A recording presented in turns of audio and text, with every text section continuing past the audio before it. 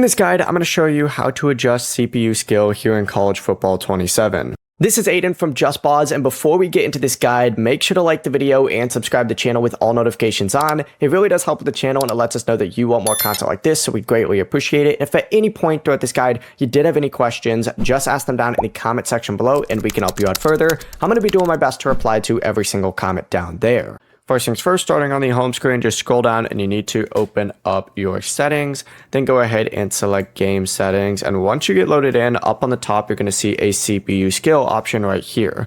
Tap all the way over to it, and this is going to be all the sliders that you can go ahead and customize. There's a few on here, so go ahead and customize these however you want. You can just select any slider and increase or decrease the value based off of how difficult or realistic you want the CPU gameplay to feel. We have a full video going over the most realistic settings, so make sure to just check that out. But your changes will then be applied to future games using these settings. You can back out and it will save automatically. Before you do leave, make sure to like the video and subscribe to the channel with all notifications on. It really does help with the channel and it lets us know that you want more content like this. We'd greatly appreciate it. And if at any point throughout this guide you did have any questions, just ask them down in the comment section below and we can help you out further. I'm going to be doing my best to reply to every single comment down there. Peace.